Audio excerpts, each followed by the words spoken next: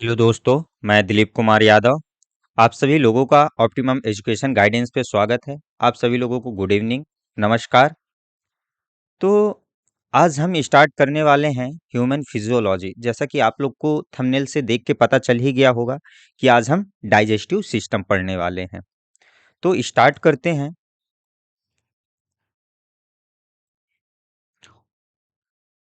तो हम क्वेश्चनों को एक बार देखने से पहले पहले हम डाइजेस्टिव सिस्टम की पूरी एक बार थोड़ा थोड़ा शॉर्ट में प्रोसेस समझ लेते हैं, जिससे कि आप लोगों को क्वेश्चन सॉल्व करने में आसानी होगी।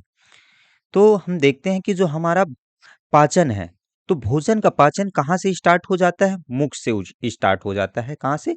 मुख से। ठीक, मुख गुहा से। राइट। तो जैसे ही हम जब भोजन लेते हैं तो क्या काम? सबसे पहले तो दांत, दांत जो होते हैं वो क्या करते हैं? भोजन को पकड़ने का काम, फिर वहीं से वो उसको कट करेंगे। तो जो अपन अगर टीथ की बात करें, तो टीथ को क्या बोलते हैं? टीथ को हम द्विदर्ती भी बोलते हैं। द्विदर्ती क्यों बोलते हैं? क्योंकि क्या होता है कि जब हम 6 से 7 वर्ष तक रहते हैं तो क्या होता है? पहले दूधिया दांत आता है। दूधिया दांत के एक एक गिर जाने के बाद फिर क्या होता है? परमानेंट दांत आता है। तो इसको हम क्या बोलते हैं? टीथ को क्या बोला जाता है? द्विदर्ती बोला जाता है, डाइफायोडोंट बोला जाता है।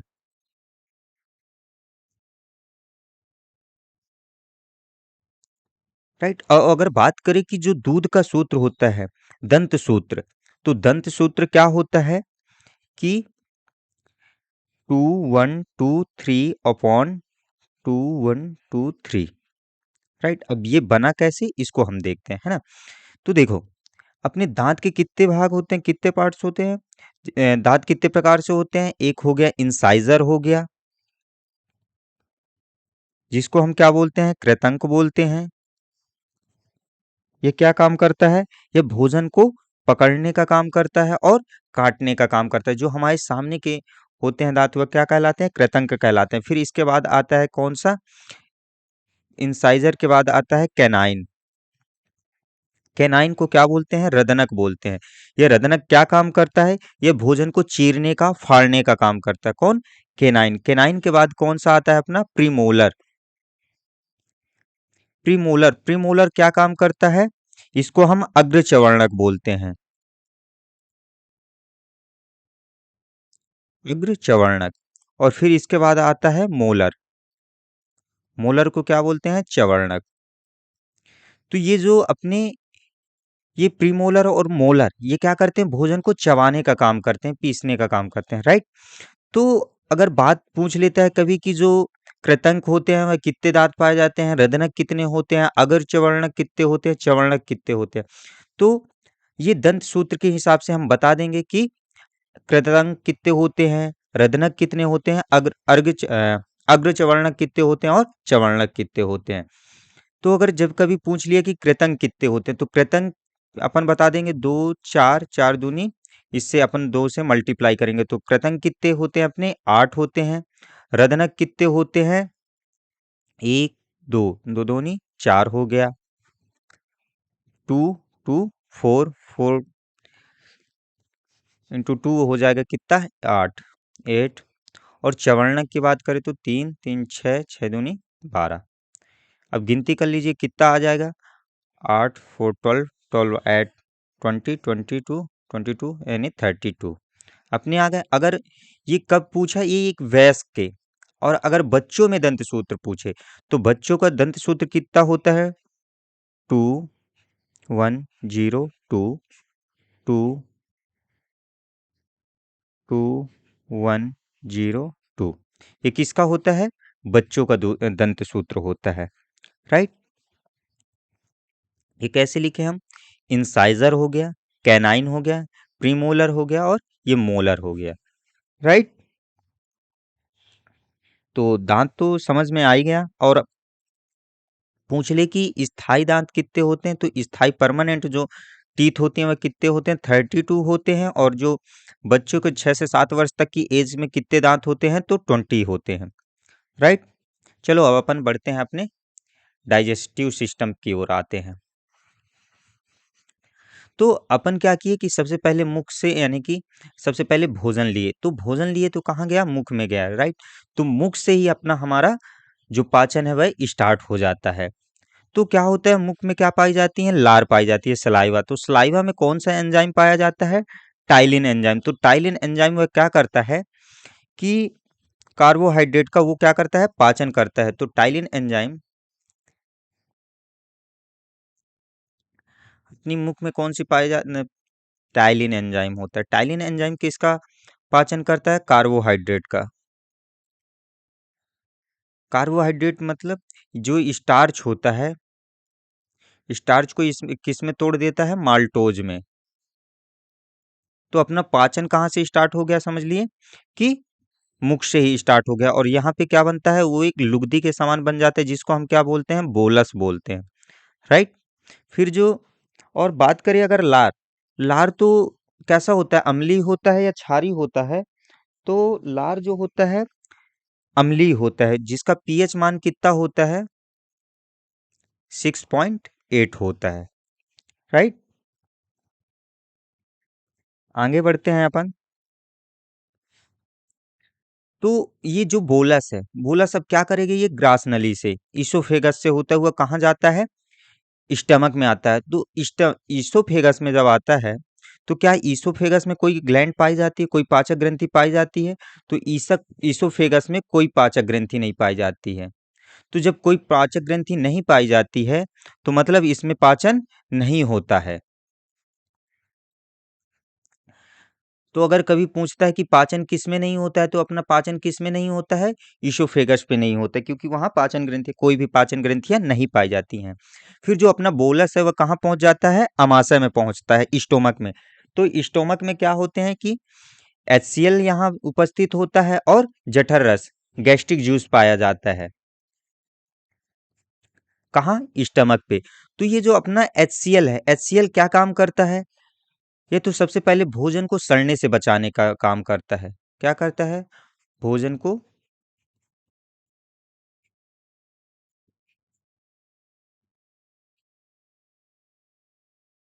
सड़ने से बचाता है। और क्या करता है? जो अपना कॉम्प्लेक्स पार्ट होता है ना, कि जो कठोर भाग, जो जटिल भोजन होता है, उसको क्या कर देता है? वो सिंपल में कन्वर्ट कर देता है, मुलायम कर देता है। तो क्या लिख दें? कठोर से मुलायम बनाता है। कठोर से मुलायम, राइट? और यहाँ पे भोजन का माध्यम कैसा होता है? भोजन का माध्यम, अगर यहाँ पे क्या है? HCl। HCl क्या होता है? हाइड्रोक्लोरिक अम्ल। हाइड्रोक्लोरिक एसिड, हाइड्रोक्लोरिक अम्ल होता है। तो यहाँ पे भोजन का माध्यम कैसा हो जाएगा? भोजन अम्लीय हो जाएगा। और जो अपना ये HCl बनता कहाँ है? HCl का सिक्रेशन होता कैसे है? तो जो HCl का सिक्रेशन है, यह ऑक्सेंटिक सेल्स के क्रिया के दौरान बनता है। कौन? अपना HCl। किसकी क्रिया के दौरान? Oxyntic cells.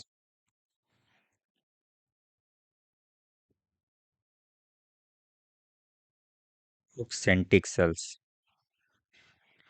ऑक्सेंटिक सेल्स की क्रिया के दौरान अपना किसका सिक्रेशन होता है? HCl का, राइट? तो अपना HCl क्या करता है? यह भोजन को सड़ने से बचाता है, और यह कॉम्प्लेक्स यानी कि जो कठोर भोजन है उसको मुलायम में परिवर्तित कर देता है। और यहाँ पे भोजन का माध्यम कैसा बना देता है? अम्लीय बना देता है। अब सोचो, यहाँ पे पूरा क्या है? अम्लीय है, राइट? यहाँ पे क्या है? पूरा अम्लीय वातावरण है। तो ये अपनी बॉडी में भी, अपनी बॉडी को भी तो वो कर सकता है ना, गला सकता है वो। हाँ, तो क्या होता है कि इसमें एक परत पाई जाती है, कौन सी? म्यूकस, श्लेष्म जिसको बोलते हैं। तो वह क्या करती है कि जो अम्लीय पदार्थ होता है, जो अम्लीय HCl है, उससे यानी कि हमारे बॉडी को, शरीर को सेव किए रहता है, सुरक्षा प्रदान करते हैं, राइट? फिर अपन बढ़ते हैं ये जठर रस। तो जो अपना पेंक्रिया गैस्ट्रिक जूस है, जठर रस, जठर रस में दो एंजाइम होते हैं। कौन कौन से? एक होता है रेनिन और दूसरा होता है पेप्सिन। तो जो अपना रेनिन एंजाइम होता है, रेनिन एंजाइम यह क्या करता है? मिल्क प्रोटीन को पचाने का काम करता है, और यह 0 से 3 वर्ष तक के बच्चों तक में एक्टिव होता है। वह इसके बाद क्या होता है? डीएक्टिव हो जाता है, राइट? और जो पेप्सिन है, पेप्सिन क्या करता है? यह प्रोटीन को पचाने का काम करता है। कौन सा एंजाइम? Pepsin enzyme. राइट। तो अगर पूछे कभी कि प्रोटीन का पाचन कहाँ से होता है, तो प्रोटीन का पाचन कहाँ से स्टार्ट हो जाता है? अमाशय से स्टार्ट हो जाता है। अब यहाँ पे क्या हुआ कि बोलस आया था, तो जो अपना बोलस आया और अपना HCl मिला और जठर रस मिला, ये तीनों मिलके क्या बना देते हैं? काइम बना देते हैं।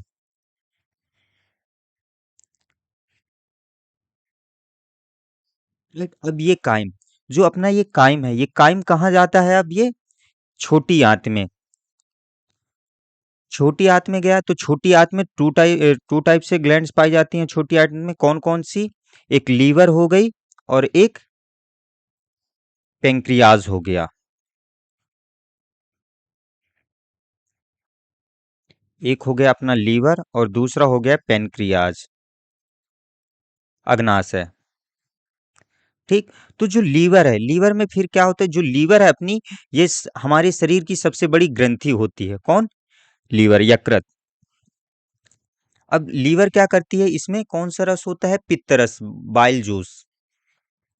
तो यह क्या करता है? वसा का पाइसीकरण करता है। जो वसा का हाइड्रोलाइज करता है, वह किसके द्वारा होता है? यकृत के बाइल जूस के द्वारा। और जो अपना पेंक्रियाज है, पेंक्रियाज के सिक्रेशन के दौरान क्या बनता है? पेंक्रियाटिक जूस बनता है। Pancreatic juice. तो जो अपना पेंक्रियाटिक जूस है, पेंक्रियाटिक जूस से तीन एंजाइम निकलते हैं। कौन कौन से? एक हो गया एमाइलेज, एमाइलेज हो गया। दूसरा हो गया लाइपेज। और तीसरा हो गया कौन सा? ट्रिप्सिन। तो जो अपना एमाइलेज है, एमाइलेज क्या करता है? कार्बोहाइड्रेट का पाचन करता है। लाइपेज किसका? वसा का पाचन करता है। और जो ट्रिप्सिन है वह किसका? प्रोटीन का पाचन करता है। फिर यहाँ पे अपना क्या होता है? पाचन यानी कि कंप्लीट हो जाता है। कहाँ? छोटी आंत में। और छोटी आंत के जो स्मॉल इंटेस्टाइन के कौन कौन से भाग होते हैं? होता है डुडेनम, होता है जुजेनम, होता है जेजुनम, होता है और इलियम। तीन पार्ट्स होते हैं। कभी कभी पूछ लेता है कि स्मॉल इंटेस्टाइन के कौन कौन से पार्ट हैं, कौन कौन से भाग हैं। तो कौन कौन से हो गए? अपना डुडेनम हो गया, जेजुनम हो गया और इलियम हो गया। राइट। और अगर इसकी स्मॉल इंटेस्टाइन, ये सबसे छोटी आंत जो होती है वो बहुत बड़ी होती, कितनी होती है? 6 मीटर होती है। राइट। और अपन ये जो ईसोफेगस, ईसोफेगस की लंबाई कितनी होती है? 10 से 12 इंच होती है। फिर जो अपना यहाँ पे क्या हुआ? भोजन का पाचन हुआ। और फिर कुछ भोजन क्या हो जाता है? अपच हो जाता है, मतलब कुछ भोजन नहीं पचा हुआ होता है। तो जो अपना भोजन नहीं पचा हुआ कहाँ पहुंचता है? अपना बड़ी आंत में आता है। तो जो छोटी आंत और बड़ी आंत के मिलने के स्थान को अपन क्या बोलते हैं? सीकम बोलते हैं। यहाँ पे क्या है? जो छोटी आंत और बड़ी आंत के मिलने के स्थान को क्या बोलते हैं? अपन सीकम बोलते हैं। ये काफी परीक्षाओं में काफी बार पूछा गया है कि छोटी आंत और बड़ी आंत के मिलने के स्थान को क्या बोलते हैं? तो सीकम बोलते हैं। राइट। ये ध्यान देना आप लोग। फिर बड़ी आंत में क्या होता है? जो अपना अपच भोजन है, वह अपच भोजन क्या होता है? कि जो मतलब जो काइम है, जो अपना अपच भोजन है, वह बड़ी आंत में आएगा। बड़ी आंत से फिर क्या होगा? यह जल के साथ मिल करके रेक्टम एनस के द्वारा मल के रूप में बाहर निकल जाता है। तो अपना ये इतना आप लोगों को समझ में आ गया होगा। अब अपन क्वेश्चन की ओर बढ़ते हैं। राइट। तो क्वेश्चन की ओर बढ़ते हैं। पहला क्वेश्चन है अपना कि पाचन तंत्र से जुड़ी ग्रंथियों, ग्लैंड्स का नाम बताएं। तो पाचन तंत्र से कौन कौन सी ग्रंथियां जुड़ी हुई हैं, ये अपने को बताना है। लार ग्रंथियां और अग्नाशय, लार ग्रंथियां और यकृत, यकृत और अग्नाशय। और चौथा पूछ रहा है कि लार ग्रंथियां, यकृत और अग्नाशय। तो name the glands associated with the human digestive system. तो कौन कौन सी ग्रंथियां अपनी पाचन तंत्र से जुड़ी हैं? तो लार ग्रंथि भी है, अग्नाशय भी है, यकृत भी है। तो अपना डी नंबर 4 जाएगा कि लार ग्रंथियां हो जाएगा, यकृत हो जाएगा और अग्नाशय हो जाएगा। राइट। लीवर के बारे में जान लेते हैं। तो लीवर जो होता है वह कैसा होता है? यह एक्सोक्राइन ग्लैंड होती है।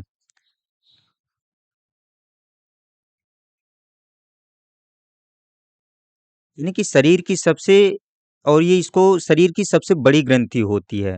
और इसमें कौन क्या होता है, पित्ताशय होता है जो पित्त रस का स्राव करता है, बाइल जूस का सिक्रेशन करता है। और जो अपनी लीवर होती है, लीवर में क्या होता है, एक हिपेरिन नाम का प्रोटीन पाया जाता है जो क्या करता है, जो अपनी रक्त वाहिनियां हैं, रक्त वाहिनियों में थक्का बनने से रोकता है। कौन? अपना heparin protein, heparin protein, right. और जो अग्नाशय होता है, अग्नाशय क्या कहता है, जो पैंक्रियाज है, इसके मुख्य पाचक एंजाइम कौन कौन से हो जाते हैं? ट्रिप्सिन है अपना, और एमाइलेज है,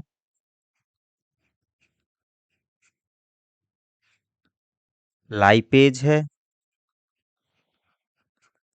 और चौथा है न्यूक्लियोएज, न्यूक्लिएज। तो जो अपना न्यूक्लिएज है, ये किसका पाचन करता है? न्यूक्लिक एसिड का। ये न्यूक्लिक एसिड को ब्रेक डाउन को करने का काम करता है। और जो अपना ट्रिप्सिन है, ट्रिप्सिन किसका करता है पाचन? प्रोटीन का। एमाइलेज, एमाइलेज किसका पाचन करता है? कार्बोहाइड्रेट का। और जो लाइपेज है, लाइपेज किसका पाचन करता है? वसा का, राइट। तो इतना ये आप लोग को समझ में आया। इस पे अपना राइट आंसर क्या गया? D number. नेक्स्ट क्वेश्चन की ओर आगे बढ़ते हैं। मानव की पाचन नली लगभग कितने फीट लंबी होती है? तो जो अपनी मानव की पाचन नली है, मतलब मुख गुहा से, मुख गुहा से लेकर के कहाँ तक के? एनस तक की, एनस तक की लंबाई पूछ रहा है कितनी होती है। तो जो अपनी मुख गुहा से लेकर के एनस तक की लंबाई होती है 32 से लेकर के 36 फीट, ये समथिंग लगभग माना जाता है। तो इस पे देख लीजिए, तो अपना राइट आंसर क्या आ जाएगा? डी नंबर, डी अपना राइट आंसर हो जाएगा, 32। नेक्स्ट क्वेश्चन की ओर आगे बढ़ते हैं। एक वयस्क मानव में समानता होते हैं 6 चवर्णक, 8 चवर्णक, 10 चवर्णक या 12 चवर्णक। अभी जस्ट हमने इसके बारे में बताया था कि कितने चवर्णक होते हैं। तो एक बार फिर से हम बताए दे रहे हैं। देखो, जो दंत सूत्र की बातें, यानी कि दांत के बात करें, तो दांत 4 प्रकार से होते हैं। पहला हो गया अपना इंसाइजर, दूसरा हो गया कैनाइन, तीसरा हो गया प्रीमोलर, और चौथा हो गया मोलर। तो अपना जो दंत सूत्र होता है, इंसाइजर को अपन क्या बोलते हैं? कृतंक बोलते हैं। कैनाइन को अपन क्या बोलते हैं? रदनक बोलते हैं। प्रीमोलर को अग्रचवर्णक, और जो मोलर होता है, मोलर को क्या बोलते हैं? चवर्णक। तो जो अपना दंत सूत्र होता है, ये अपर जॉ और ये लोअर जॉ, यानी अपर जबड़ा और निचला जबड़ा, 2, 1, 2, 3, इंसाइजर, कैनाइन, प्रीमोलर और मोलर। अपन नीचे भी 2, 1, 2, 3, मतलब नीचे भी इंसाइजर, कैनाइन, प्रीमोलर और मोलर, और इंटू 2। तो क्या पूछा है? चवर्णक, मोलर पूछा है। तो मोलर कितने हैं? 3, 3, 6 हो गए, और 6 × 2 कितने हो गए? 12। तो अपना राइट आंसर क्या आ जाएगा? D number, right. अपना राइट आंसर क्या गया? D number. नेक्स्ट क्वेश्चन की ओर आगे बढ़ते हैं। नेक्स्ट क्वेश्चन अपना क्या कहता है कि निम्नलिखित में से किस भाग में पाचक एवं श्वसन नलियां क्रॉस करती हैं? तो किस भाग में जो पाचक नली है, पाचक एवं श्वसन नलियां दोनों क्रॉस करती हैं, तो कहाँ क्रॉस करती हैं? ग्रसनी में, कंठ में, ग्रॉस नली में या श्वास नली में? तो कहाँ क्रॉस करती है अपनी?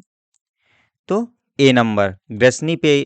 जो पाचक हैं एवं श्वास नलियां कहाँ पे क्रॉस करती हैं? ग्रसनी पे, राइट। नेक्स्ट क्वेश्चन की ओर आगे बढ़ते हैं अपन। कोलन किसका भाग है?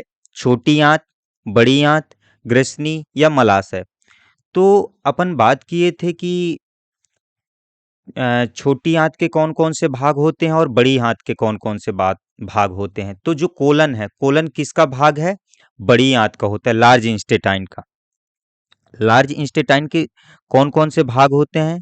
एक होता है कोलन और दूसरा होता है रेक्टम। तो कोलन पूछा गया था, तो अपना राइट आंसर क्या आ जाएगा? B number, B right answer हो जाएगा। और अगर कभी पूछ लिया कि छोटी आंत के कौन कौन से भाग होते हैं, तो डेडुनम हो गया, जेजुनम हो गया, और कौन सा हो गया, और तीसरा इलियम हो गया।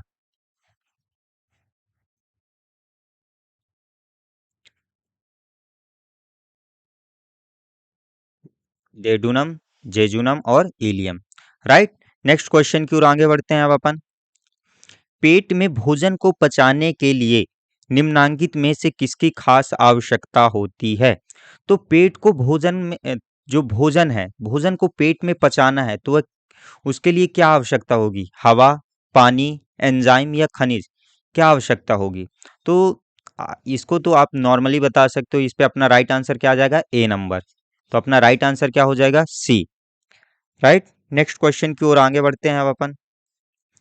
इसीलिए हमने पहले समझा दिया था, ताकि अपने को जो क्वेश्चन करने की आसानी हो जाएगी। जल्दी जल्दी ऐसे में क्वेश्चन हो जाएंगे। राइट, ज़्यादा टाइम नहीं लगेगा। नेक्स्ट क्वेश्चन क्या कह रहा है कि मानव तंत्र में निम्नलिखित में से कौन सा एक पाचक एंजाइम नहीं है? यहाँ पे क्या पूछा है? पाचक एंजाइम नहीं है। तो जो पेप्सिन है, ट्रिप्सिन है, गैस्ट्रिन है या टाइलिन है, तो इसमें से अपना कौन सा आंसर सही होगा? तो पेप्सिन। पेप्सिन क्या करता है? यह प्रोटीन को पचाने का काम करता है। ट्रिप्सिन, ट्रिप्सिन क्या करता है? ये भी प्रोटीन को पचाने का काम करता है। और जो टाइलिन है, टाइलिन क्या करता है? यह एक लार एंजाइम होता है,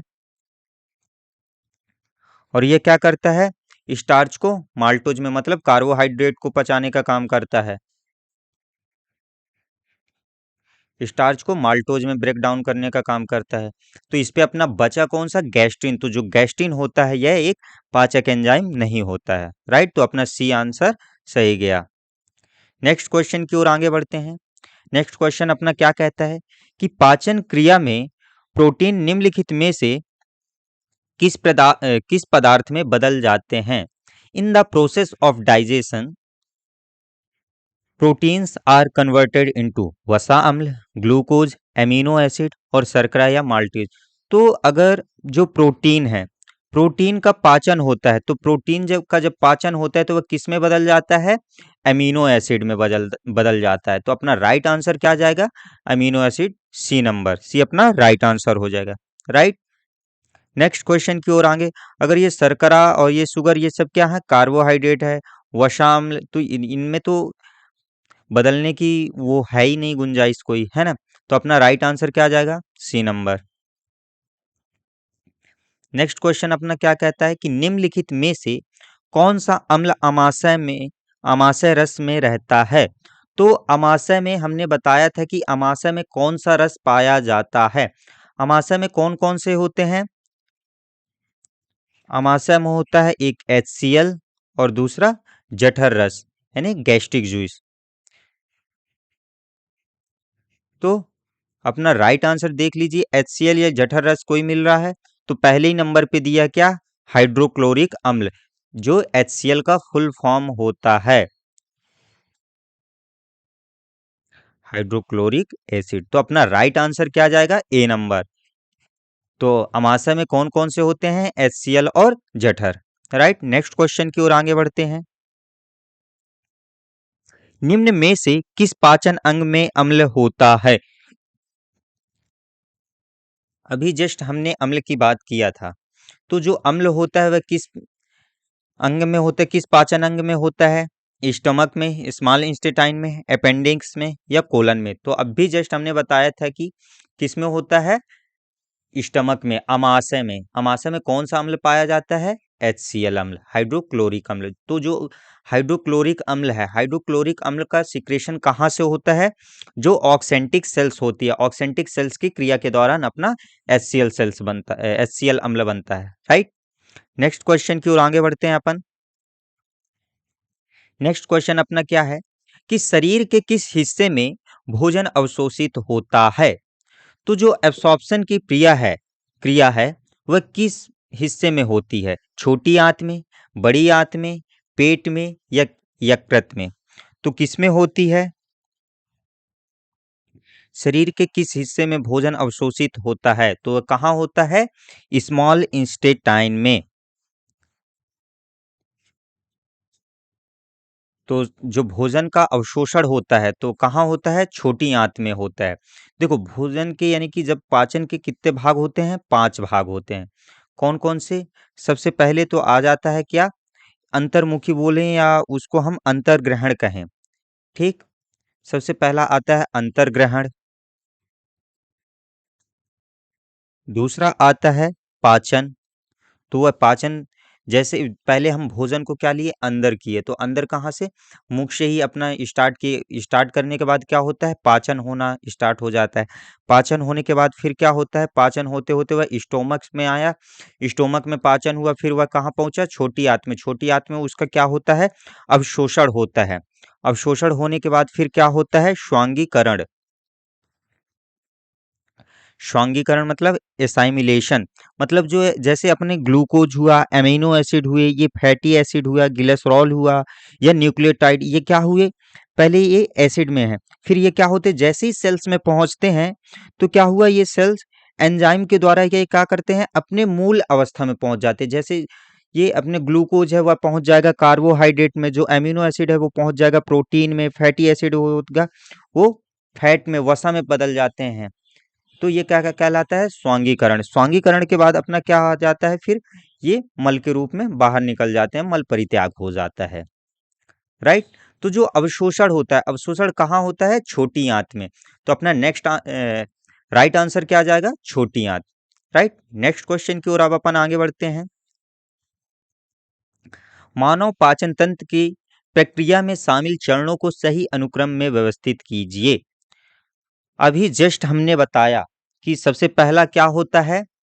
पाचन, डाइजेशन होता सॉरी, अंतर्मुख अंतर्ग्रहण होता है। तो अंतर्ग्रहण कहीं पे दिख रहा है? तो क्या हुआ? अंतर्ग्रहण हुआ। फिर अंतर्ग्रहण होने के बाद क्या होता है? पाचन होता है। पाचन होने के बाद क्या होता है? अवशोषण होता है। अवशोषण होने के बाद क्या होता है? उसका स्वांगीकरण होता है।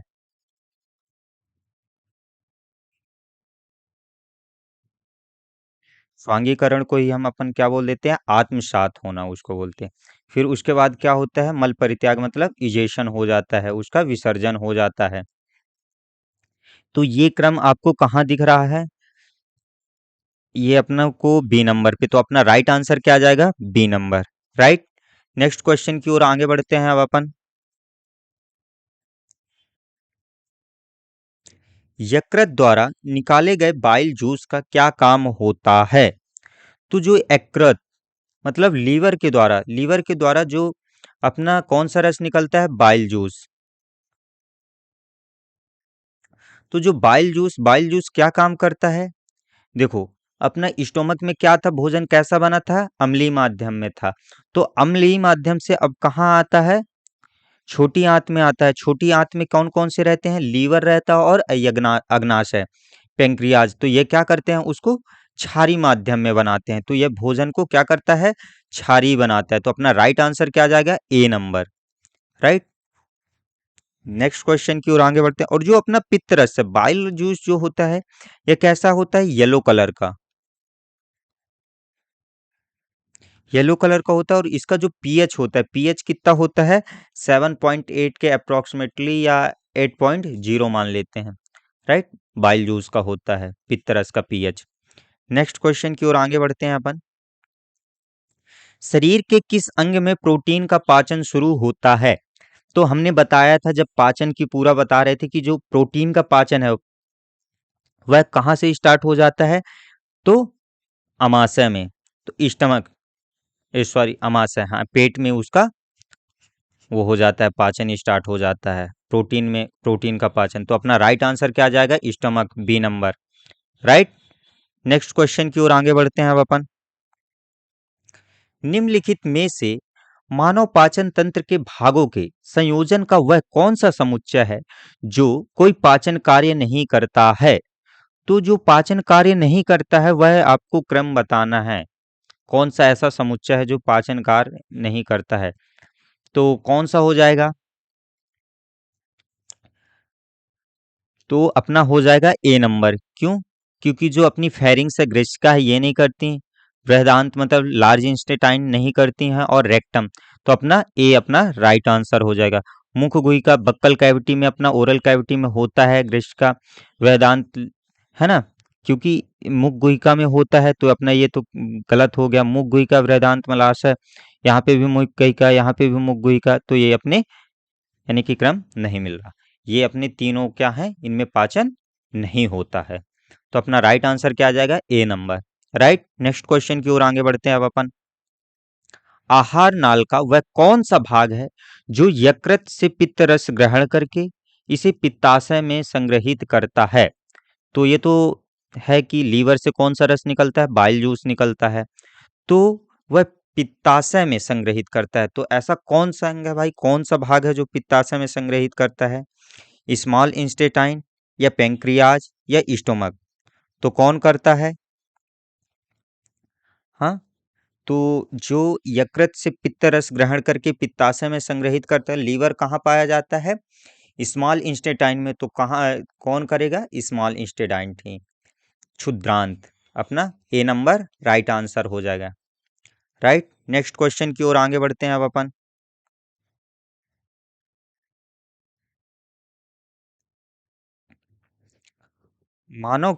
मानव के विभिन्न भागों के सही क्रम का चयन कीजिए।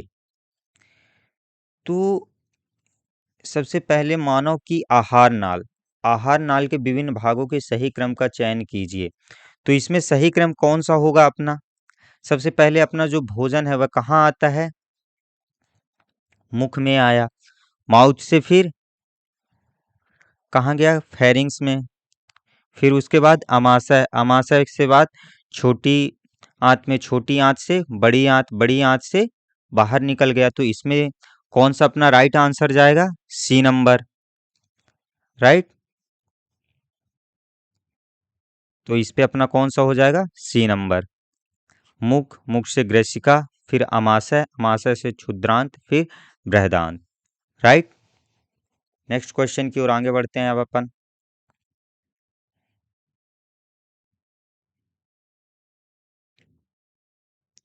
निम्नलिखित में से पाचन तंत्र के भागों के उस सही समुच्चय को चुनिए जो कोई पाचन कार्य नहीं करते।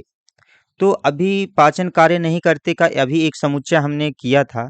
तो इस पे अपना राइट आंसर क्या जाना चाहिए? ग्रेसिका, मुख गुहिका, बृहदान्त, या क्षुद्रांत बृहदान्त मलाशय, या ग्रेसिका मुख गुहिका मलाशय, या ग्रेसिका बृहदान्त या मलाशय? तो इस पे अपना राइट आंसर क्या जाएगा? डी नंबर, ग्रेसिका, बृहदान्त और मलाशय। तो इस पे अपना राइट आंसर क्या आ जाएगा? D number. Right, next question की ओर आगे बढ़ते हैं अब अपन, कि ट्रिप्सिन एंजाइम का कार्य है।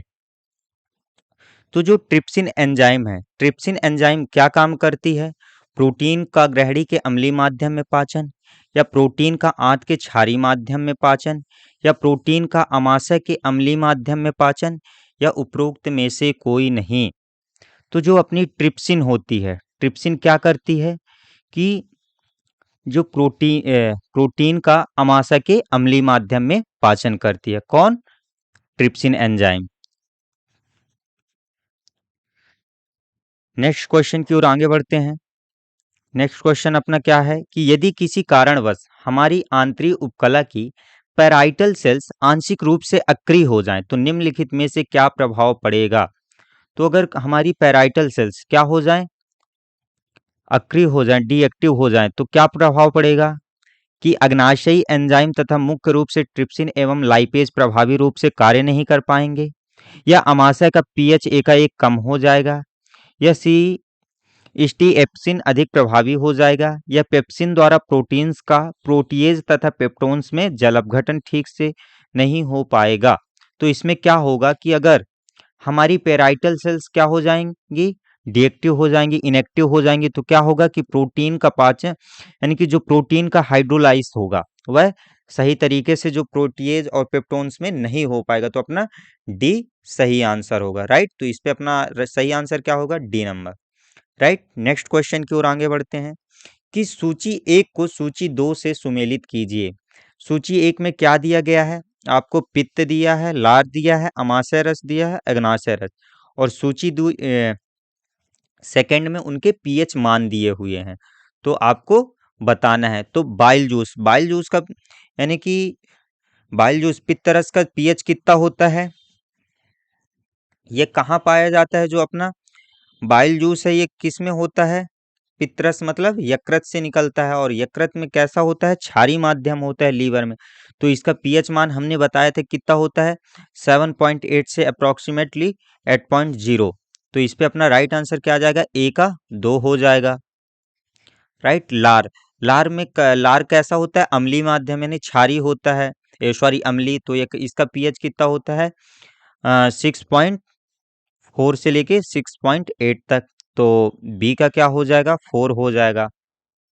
सी अमाशय रस में कौन सा होता है, गैस्ट्रिक जूस का पूछा है, तो जो अमाशय रस में क्या होते हैं, हाइड्रोक्लोरिक अम्ल होता है, तो इसमें कौन सा हो जाएगा, 1.5 से लेकर के 1.8, तो सी का 1 हो जाएगा, और डी का अब बचा क्या, तीसरा। तो 2 4 1 3 देख लीजिए, 2 4 1 3 सी नंबर, तो अपना सी अपना राइट आंसर हो जाएगा, ठीक। नेक्स्ट क्वेश्चन की ओर आगे बढ़ते हैं अब अपन। आहार नली में अंगों द्वारा स्रावित कौन सा रस वसा के पाचन में महत्वपूर्ण भूमिका निभाता है। तो जो आहार नली है, आहार नली में अंगों द्वारा स्रावित कौन सा रस वसा के पाचन में, तो वसा के पाचन के लिए कौन सा रस वो होता है, अग्नाशयी रस या लार, या हाइड्रोक्लोरिक अम्ल या श्लेष, या पित्त रस या अग्नाशयी रस, या लार या हाइड्रोक्लोरिक अम्ल। तो जो वसा है, वसा का पाचन के लिए कौन होता है, बाइल जूस और पेंक्रियाटिक जूस। तो अपना राइट आंसर क्या जाएगा, सी नंबर, सी अपना राइट आंसर हो जाएगा, राइट। क्वेश्चन खत्म हो गए हैं, तो आज के लिए इतना ही। और अभी भी अगर आप लोगों ने हमारी वीडियो को लाइक नहीं किया है, तो कृपया वीडियो को लाइक एक बार ज़रूर कर दें, और चैनल को सब्सक्राइब करना ना भूलें। और अभी भी हमारे टेलीग्राम चैनल से नहीं जुड़े हैं आप लोग, तो कृपया आप लोग जुड़ जाइए, क्योंकि आपको जुड़ने से आपको ही फायदा होगा। वहाँ पे आपको सभी को प्रीवियस ईयर के क्वेश्चन पेपर मिल जाएंगे, पर डे इसकी नोट्स जो ये पीडीएफ फॉर्म में है, पीडीएफ फॉर्म में मिल जाएगी, वीडियो की लिंक मिल जाएगी, ताकि आप वहाँ से सीरीज बाई देख सकेंगे, आपको जिस टॉपिक को देखना होगा तो, राइट। तो आज के लिए इतना ही, मिलते हैं कल नेक्स्ट वीडियो में। धन्यवाद, जय हिंद, जय भारत।